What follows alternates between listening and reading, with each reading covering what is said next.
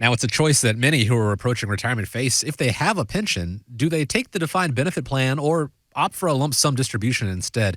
But guys, there was a Harris poll of retirees that revealed 21% of them who took a lump sum depleted it in 5.5 years, which I hope that was fun for them. So how do you help them avoid doing something like that? They should have had a really fun, like you said, Chris. They better have had a fun 5 Yeah. years, right? I mean, that number is staggering to me. 21% blow through all of that money. You know, I know we did a show several months ago about the savings rates and the number of people that have little to no savings. You know, and I talked to a client actually just last week. We were talking about life insurance, and they were talking about whether they should keep their universal life or their term policies. And you know, I know the old analogy used to be, if you want a lot of death benefit for a low amount, you buy a term policy and you take that difference in premium and invest in. And I said, that's all well and good, but are you going to really do that? You know, are you really disciplined enough to invest the difference in the premium? Because, you know, we were talking at the break, you know, people go out and blow money all the time when they get it. I mean, somebody gets a $250,000 one-time plop from their lump sum from their pension. Now, like, they're rich. Yay, let's go spend it, right? Yeah, I mean, when you look at that statistic that's out there, I mean, that's pretty scary. And I know that is, you know, a question is, should I take a lump sum pension? You know, you may have those choices when you get ready to retire. And you really, you know, it's one of those areas you only get one shot at getting this right. Right. You know, usually when that offer is made, that offer is irrevocable, non-changeable. I can think of an example that I had somebody had come in recently, and she really wasn't worried about leaving a bunch of money to anybody else. It was just her. Unfortunately, she had not done great saving a lot of money. Had come into the office and had said that, you know, she was heard about us and wanted to take her money, and she was going to take a lump sum pension and wanted us to invest it, and she was going to live off of it.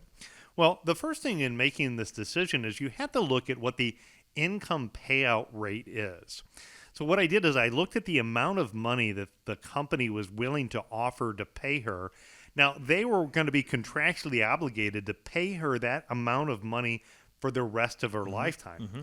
If I took that number and I divided it by what the lump sum was, she would need to earn 8.25% return to break even to get the same level of income that she would have got, you know, from that company paid for the rest of her lifetime.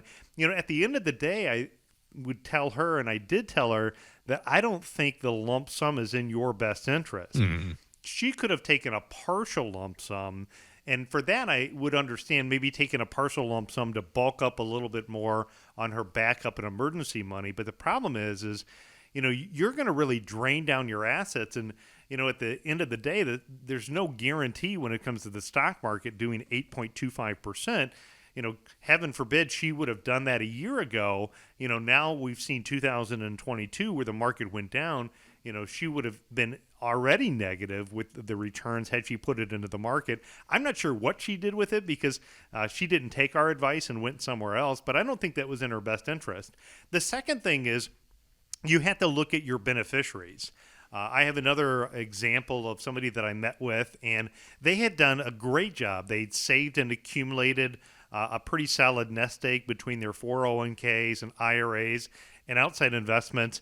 And, you know, between maximizing their Social Security and other sources of income, the pension was just extra money. Sure. So when we ran the analysis, you know, if they took some steps to put their retirement plan in place, and it was pretty confident that they were going to have enough money to live a comfortable retirement.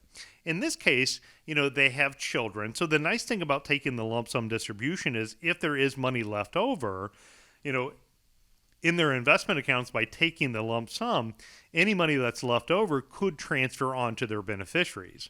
Where in the earlier example, somebody who takes a payout option, you know, their payout option may be only for the retiree's lifetime, or it, in some cases can be only for joint lifetime, meaning a husband and wife, or for a certain period of time, maybe a period certain like 10 years. When you're looking at it, again, sometimes it makes sense to take the single life payout. Even for a married couple, sometimes the single life payout is a good option. as long as you have things like life insurance in place that can be used to make up the difference of a loss of survivor income. And that could be, another big area when you're taking a look at the lump sum pension versus the monthly payout. Just remember, it's an irrevocable decision. In most cases, you only get one shot at getting it right. Yeah, I met with a client a few weeks back where they lost their job and they had an option. She could take $1,000 a month from her pension payout, but her husband would get nothing.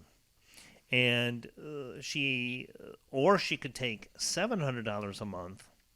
And upon her passing, if she were to all of a sudden, pass away, her husband would then continue to get the $700. So they were giving up $300, right?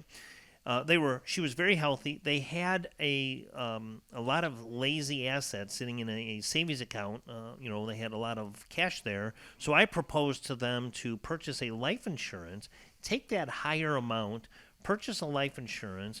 If she were to pass away, then the proceeds from the life insurance would more than compensate that $300 a month.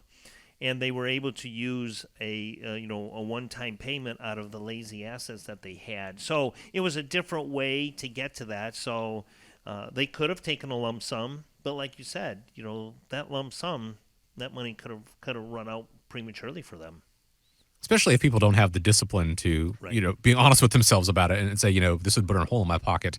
Not all lump sum offers are going to be, equal or easily as robust as others. And so you can't give, just a flat across the board advice here. It's really going to depend, something we say very often here on the show, on your circumstances, to run the numbers, see what's going to work best for you. Do you have other sources of income coming in? Have you done a good job saving? Are you disciplined enough to, if you took that lump sum, to not, go out and buy an $80,000 truck right away, knowing that's a third of the offer that you got? It really depends on all those different factors, and sitting down and speaking with the professionals like the team at America's Retirement Headquarters. So here's how you get started: 419-794-3030, or you can always find them online, americasretirementheadquarters.com.